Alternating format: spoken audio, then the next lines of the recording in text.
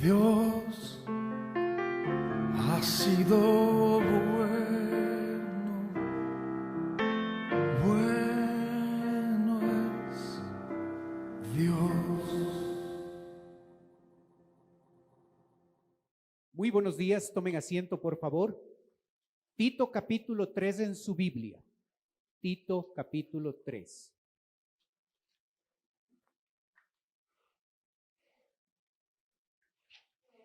Vamos a empezar en el versículo 8, Tito capítulo 3, verso 8, por favor.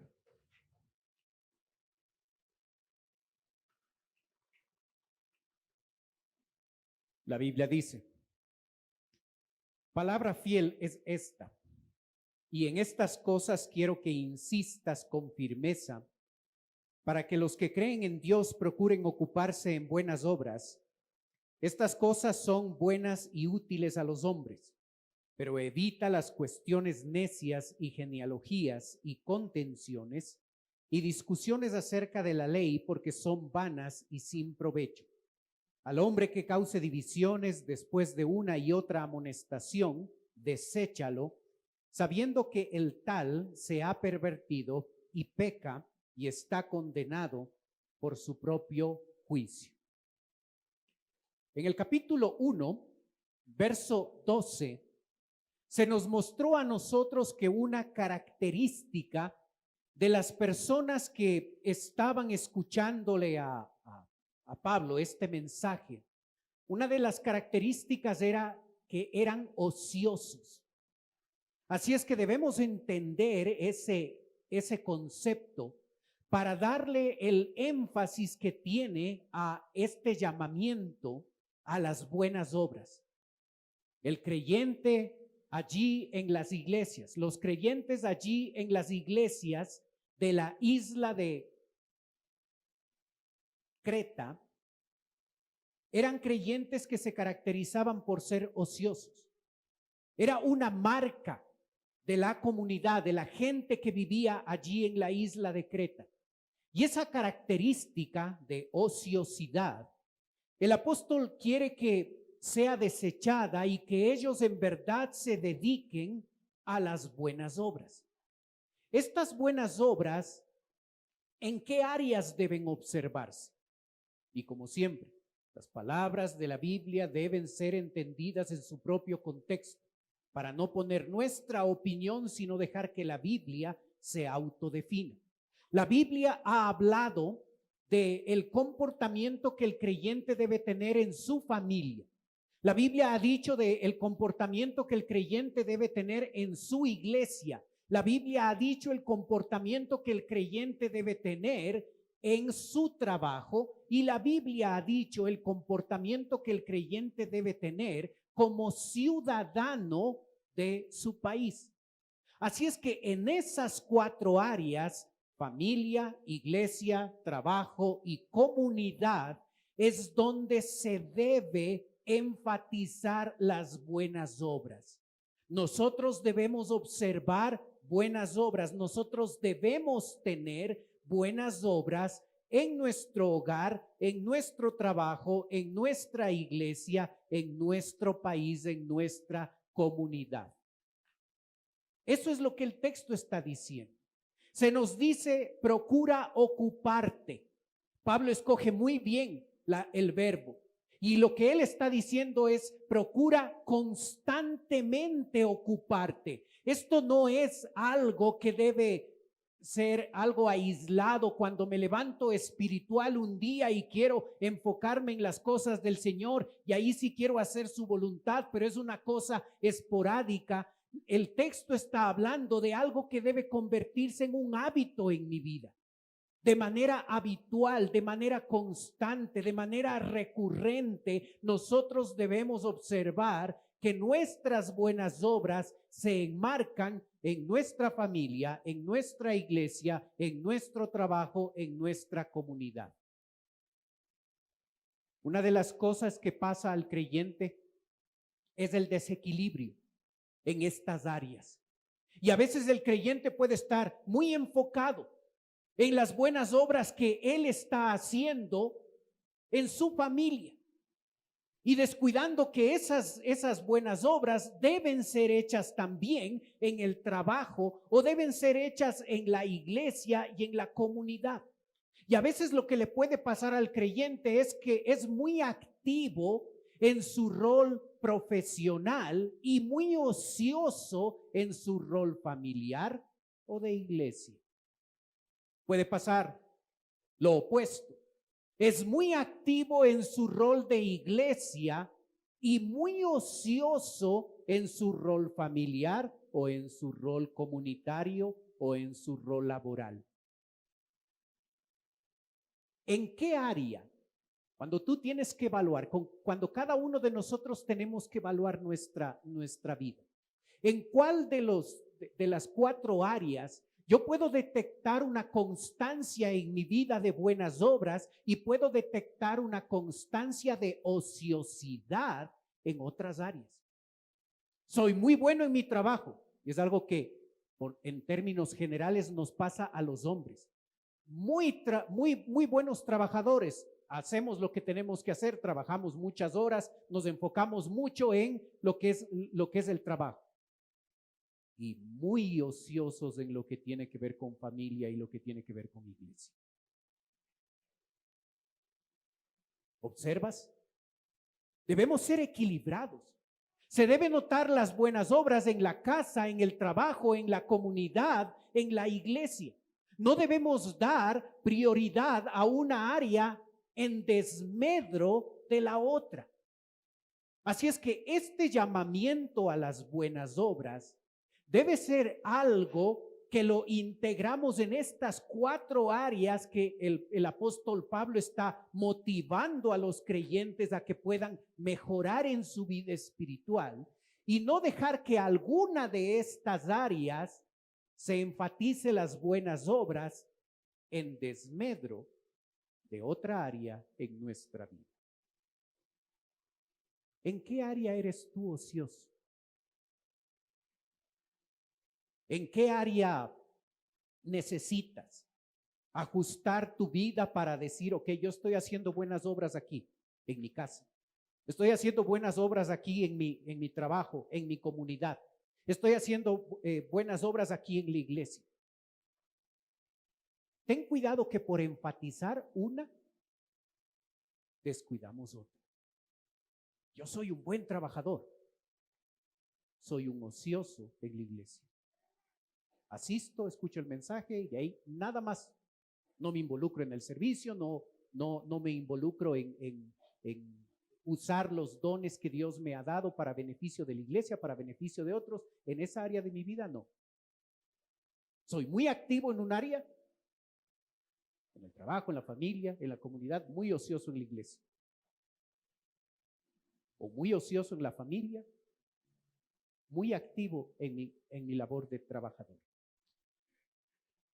Así es que el apóstol Pablo hace un llamado a las buenas obras y espera que los que creemos en Dios, como él lo dice, los que creemos en Dios procuremos ocuparnos en buenas obras. Estas cosas son buenas y útiles. Si tú quieres saber dónde Dios te quiere útil, es aquí. Estas cosas son buenas y son útiles. Puedes sentirte útil, puedes tener la satisfacción de ser útil cuando enfocas tus buenas obras en la familia, iglesia, trabajo y comunidad. ¿Observas? Puede ser que te has sentido inútil. Puede ser que no sabes cómo ser útil. Puede ser que tienes la intención de mejorar, pero la utilidad del creyente está dada cuando éste se enmarca en realizar buenas obras de manera constante, de manera habitual, de manera recurrente, en su familia, en su iglesia, en su trabajo, en su comunidad. Una vida equilibrada de buenas obras. El apóstol Pablo va a hablarnos de un peligro. Y en el verso 9 nos dice a nosotros 4 cosas que debemos evitar. Pero evita, número 1, las cuestiones necias, número 2, genealogías, número 3, contenciones y número 4, discusiones acerca de la ley. Cuando él dice evita, él no está recomendando esto. Él no está sugiriéndonos esto. El apóstol escoge un verbo que tiene el peso de ser un imperativo, es decir, esto es una orden, esto es un mandamiento que debe convertirse en algo habitual. Nosotros debemos de manera constante, de manera habitual, no caer en cuestiones necias, en genealogías, en contenciones y discusiones acerca de la ley. El observar este versículo nos ayuda a nosotros a detectar que las iglesias de la isla de Creta que están siendo supervisadas por Tito eran comunidades que estaban compuestas por grupos extensos, por grupos grandes de gentiles, personas que no son judías. Nosotros somos gentiles, no somos judíos. Pero la referencia a genealogías y discusiones acerca de la ley nos muestra a nosotros el hecho de que en esas iglesias compuestas primariamente por gentiles, había grupos de cristianos que eran judíos. Para los judíos era súper importante las genealogías y las discusiones acerca de la ley.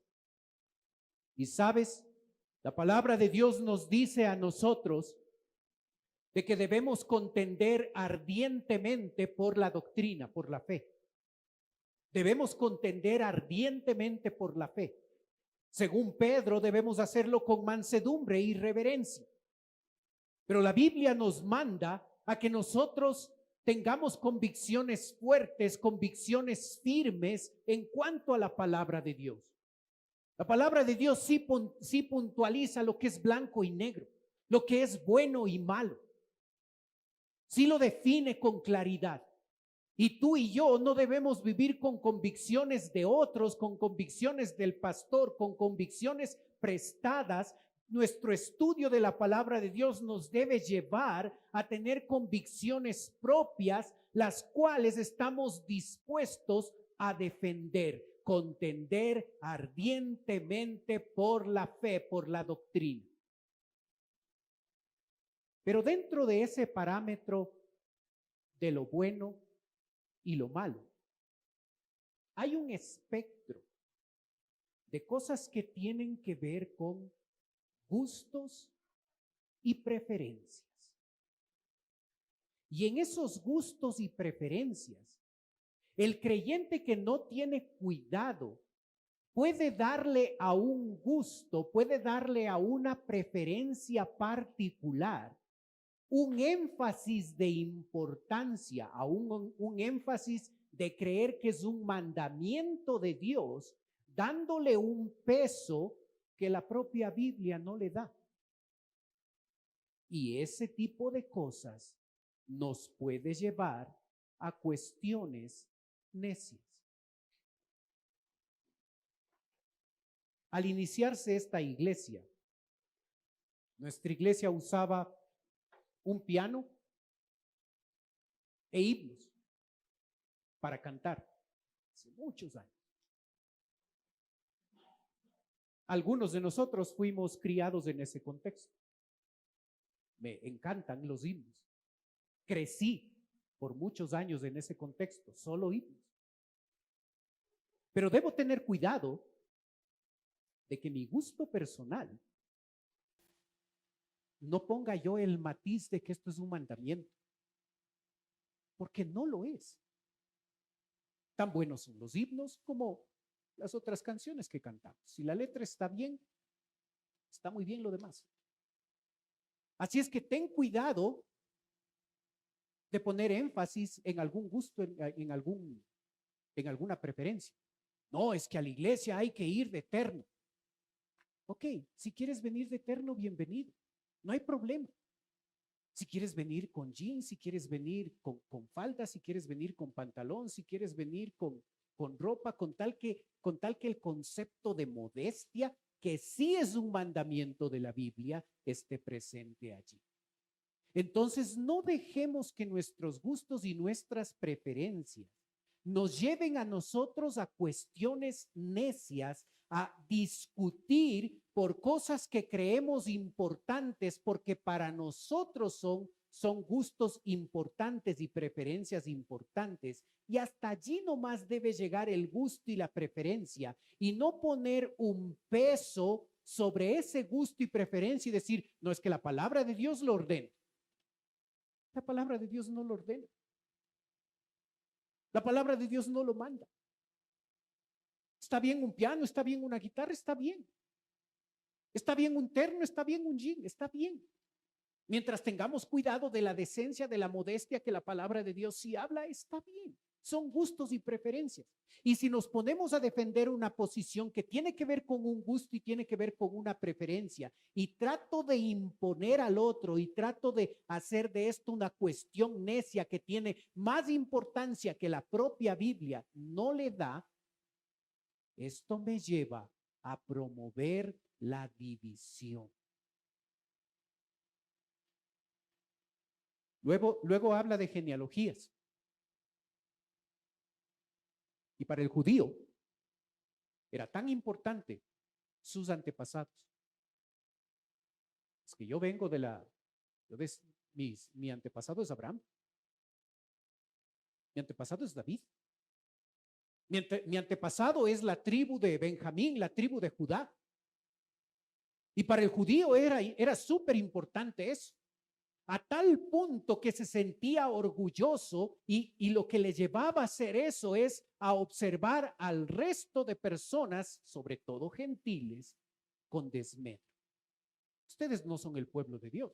Para el judío, el gentil, nosotros somos pecadores, nosotros no somos el pueblo de Dios. El judío es el pueblo de Dios. Él sabe de su genealogía, sabe de sus antepasados, así es que cuando ellos se relacionaban como judíos, con gentiles, les veían como perros en el mal sentido de la palabra. Y causaba división. ¿Vas entendiendo por qué Pablo dice, evita cuestiones necias, evita genealogías, evita las contenciones, evita las discusiones acerca de la ley? El judío seguía defendiendo el concepto de que para poder ser salvo, para poder ser santo, debía cumplir la ceremonia y los ritos de la ley del Antiguo Testamento. Estudiamos la carta a los Gálatas y allí observamos que este énfasis en esa carta era mucho más fuerte que acá, donde para ser salvo necesito la ley, donde para ser santo necesito la ley, donde para considerarme pueblo de Dios necesito adoptar toda la religiosidad y todas las prácticas y todo eso de la ley. El problema no está en la ley. La ley de Dios procede de un Dios santo y la ley de Dios es santa. Esos 613 mandamientos del Antiguo Testamento son santos y vienen de Dios, está muy bien. Y nosotros como hijos de Dios debemos pensar del Antiguo Testamento y de esos 613 mandamientos como cosas que nosotros debemos respetar, que nosotros debemos cumplir. El Antiguo Testamento es para el creyente. No es que estamos en la época de la gracia, no de la ley. Por supuesto que sí, tienes razón.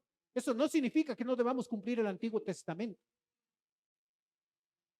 En esos 613 mandamientos, un grupo de mandamientos que tiene que ver con los sacrificios y tiene que ver con la parte del templo, esa parte ya no es para nosotros. Eso era una imagen de lo que Cristo iba a hacer cuando Él venga acá. Y cuando el sacrificio perfecto murió en la cruz de Calvario, toda esa legislación que tiene que ver con los sacrificios y tiene que ver con el templo y tiene que ver con esos ritos, ya no son para nosotros. Esa parte del Antiguo Testamento ya no es nuestra, porque todos esos ejemplos y todo eso nosotros ya lo tenemos consumado en la obra de Jesucristo en la cruz de Calvario, y el sacrificio perfecto nos ha salvado, nos ha hecho pueblo de Dios, nos ha dado esa salvación eterna. Esa parte ya no la necesitamos cumplir. Y sobre esto había muchas discusiones acerca de la ley, por parte de judíos creyentes, por parte contra gentiles creyentes. ¿Qué producía esto? División. ¿Qué dice el texto? Porque son vanas y sin provecho. Ahí tienes la razón, ahí tienes el por qué. ¿Por qué no hay que hacer esto? Porque son vanas, porque son inútiles, porque son basura, porque no tienen provecho. Y cuando el creyente pone oídos a este tipo de cosas, y puede ser que nosotros discutimos por otros detalles un poco distintos a los que discutían los judíos y los gentiles en ese tiempo, si esos gustos y preferencias nos llevan a nosotros a discutir, a separarnos, a dividirnos,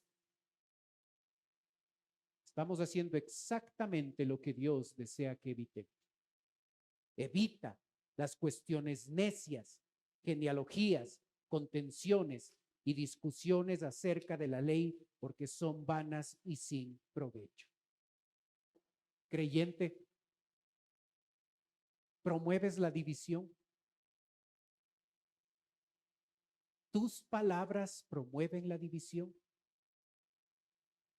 ¿Tus gustos y preferencias están promoviendo la división? ¿Están promoviendo la separación con otros? No, es que si este no piensa así como yo, hasta ahí nomás. ¿Estás promoviendo la división? El apóstol pasa a mostrarnos lo que se debe hacer con una persona que promueve la división.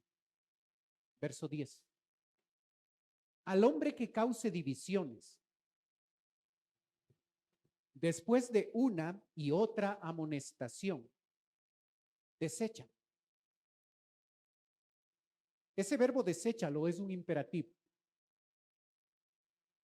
no una recomendación, no una sugerencia, un mandamiento. Y en un mundo donde el pecado debe ser tolerado, eso nos dice el mundo, hay que tolerar, hay que ser respetuosos. No, no hay que ser respetuosos, no hay que ser tolerantes con el pecado. El pecado es pecado y nosotros debemos denunciar el pecado. Nosotros debemos estar opuestos al pecado.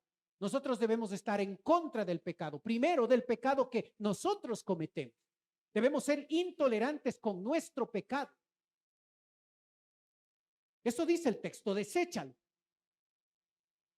No dice respeta, es que cada uno tiene su estilo, su forma de vivir, debemos ser respetuosos. No, no.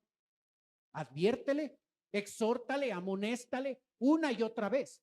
Pero si continúa en esa forma de vivir, el paso es deséchalo. Ese creyente debe ser disciplinado, ese creyente debe ser sacado de la comunidad, sacado de la iglesia.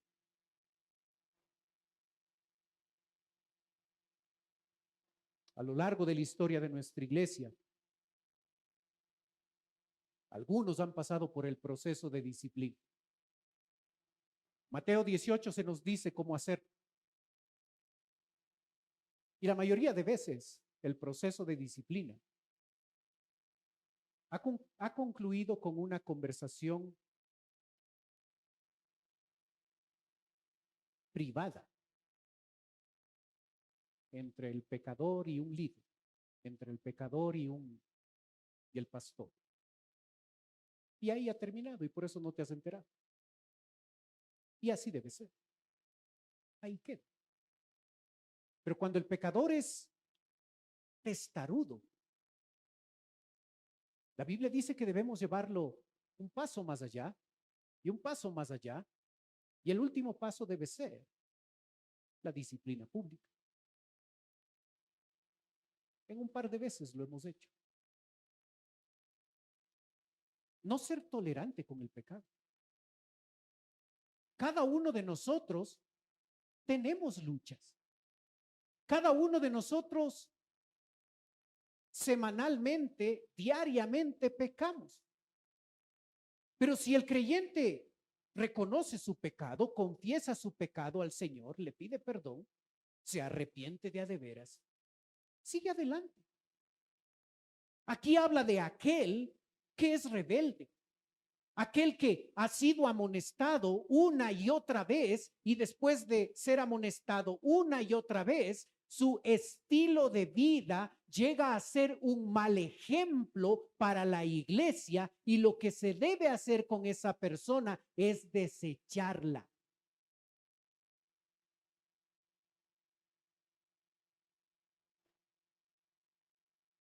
¿Cómo es tu estilo de vida? ¿Tú serías una persona que necesita ser desechada? ¿Que necesita ser disciplinada acá porque tú sabes que tu estilo de vida es de manera constante y habitual estar metido en el pecado y estar en rebeldía con Dios?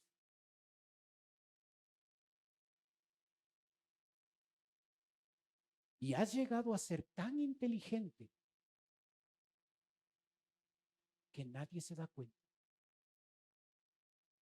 que la iglesia no sabe, que tus hermanos cristianos no saben,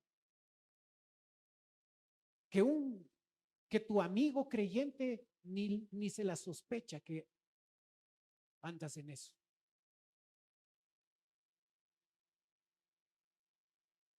Dios no puede ser burlado. Todo lo que el hombre sembrare, eso también segará. Y aunque hayas tenido la habilidad y la inteligencia, no es inteligencia, pero la habilidad y la inteligencia de ocultarlo también, y nadie sabe, Dios no puede ser burlado. Todo lo que el hombre sembrare, también cosechará. Y tarde o temprano, tu pecado te alcanzará. Somos responsables como iglesia cuando sabemos.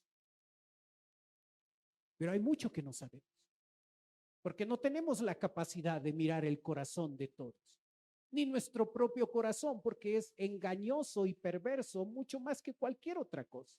Así es que nosotros mismos podemos estar engañados con nosotros mismos. El mandamiento es claro: no tolerar el pecado de nadie, no importa la posición que tenga de servicio. Debemos ser intolerantes con el pecado. Esto no se trata de gustos, de preferencias, es que debe hacer esto, es que debe vestirse así, es que no tiene que ver con gustos y preferencias, tiene que ver con pecado. Y cuando se trata de un pecado, el autor dice desechan. Debemos ser intolerantes en cuanto al pecado. ¿Por qué? Verso 11. Sabiendo que el tal se ha pervertido y peca.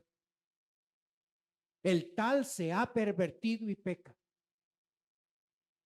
El pecado afecta la vida del creyente.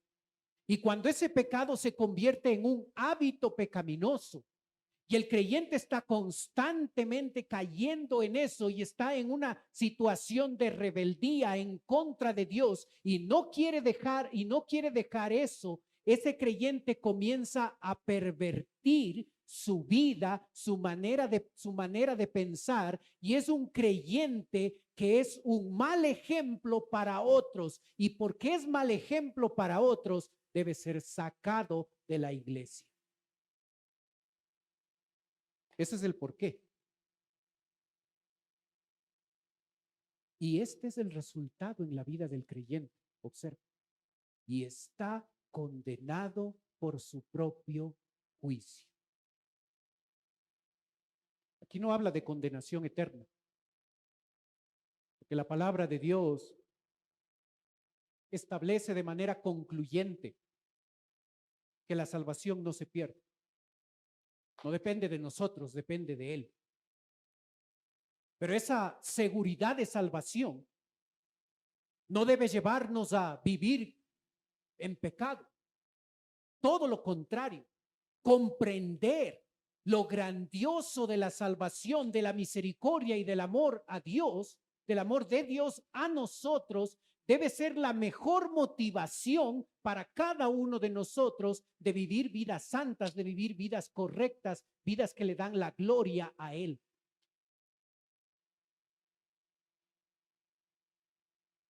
Pero si no lo hacemos, va a haber un castigo. No perder la salvación, pero sí un castigo, esta condenación por su propio juicio. El creyente que se mantiene en rebeldía, viviendo y teniendo hábitos pecaminosos en su vida y no está dispuesto a abandonar ese estilo de vida, tarde o temprano deberá recibir las consecuencias de su manera de vivir. ¿Podemos llegar a justificar nuestro pecado? Somos súper hábiles para justificar nuestro pecado. Tenemos una lista de razones para justificar por qué vivimos así. La verdad es que recibiremos retribución de nuestro pecado. En la discreción de Dios está cómo será ese castigo. Puede ser un castigo radical como Ananías y Zafira ahí en Hechos 5, donde esos hombres mintieron y el castigo de Dios fue inmediato y se murieron. Algunos creyentes en la historia les ha pasado eso. Lo habitual es que el creyente empiece a experimentar las consecuencias del pecado en su vida, hasta que finalmente Dios les lleve a su presencia. Y algunas de las cosas que nos pasan pueden ser consecuencias directas de nuestra rebeldía y de persistir de manera testaruda en hábitos pecaminosos que no queremos soltar y que hemos tenido la habilidad y la inteligencia de que nadie más se dé cuenta. Nuestro pecado nos alcanzará. Dios no puede ser burlado. Todo lo que el hombre sembrare, eso cosechará. Nuestros gustos y preferencias pueden ser causa de división. Nuestro estilo de vida pecaminoso causa división. Así es que debemos enfocarnos en las buenas obras y debemos tener mucho cuidado con este peligro real de nosotros ser la causa de producir división en la iglesia. Este es el mensaje que Pablo quiere dejarnos en esta sección. Procura con diligencia, procura con prioridad, procura hacer buenas obras en tu familia, en tu iglesia, en tu trabajo, en tu comunidad. En las 4 áreas el creyente debe destacarse como un creyente que realiza buenas obras. No activo en un área y ocioso en otra. Ser activo en esas 4 áreas y mientras vivimos de esa forma debemos tener mucho cuidado de no ser la causa de que nuestras discusiones y pensamientos estén dividiendo a la iglesia y que nuestro comportamiento pecaminoso, rebelde y testarudo no sea la razón de por qué la iglesia se llega a dividir. Buenas obras y promover la unidad es el mensaje de Pablo en esta sección. Oremos.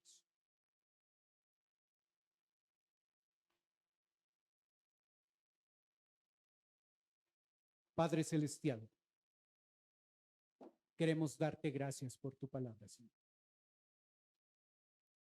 Padre, gracias porque nos muestras que tengamos una vida equilibrada en la familia, en el trabajo, en la comunidad, en la iglesia. Ayúdanos, Señor, a hacer buenas obras en nuestra familia y no llegar a ser ociosos en la iglesia. Ayúdanos a hacer buenas obras en nuestro trabajo y no ser ociosos en nuestra familia. Que tengamos equilibrio en esas 4 áreas y que se note en cada una de ellas buenas obras y no ociosidad. Padre, te rogamos que nos ayudes a tener cuidado con la división, a que lleguemos a promover la unidad y que nuestros gustos, nuestras preferencias, nuestras conversaciones, nuestros pensamientos promuevan la unidad. Que nuestro estilo de vida promueva la unidad. Que no caigamos en la rebeldía y en la constancia en hábitos pecaminosos que nos dañan y que dañan a otros, dividen. Pedimos, Padre, la bendición en la aplicación de tu palabra, Señor. Y mientras usted sigue orando, por favor, puede ser que esta mañana nos está visitando alguien por primera vez. Y si ese es su caso, y usted quiere permitirme orar por usted, mientras los demás tienen sus ojos cerrados, usted puede levantar su mano. Y con eso me está diciendo, pastor, vengo por primera vez, ore por mí. ¿Hay alguien así esta mañana con nosotros?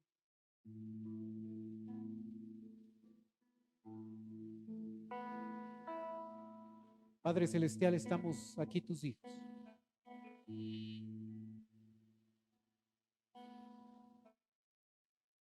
Dispuestos a rendirnos a ti. Dispuestos a vivir como a ti te agrada. Ayúdanos, Señor, a integrar estos principios de tu palabra a nuestra vida. Pedimos tu bendición. Oramos en el nombre de Cristo Jesús. Amén. Dios ha sido bueno, bueno es Dios.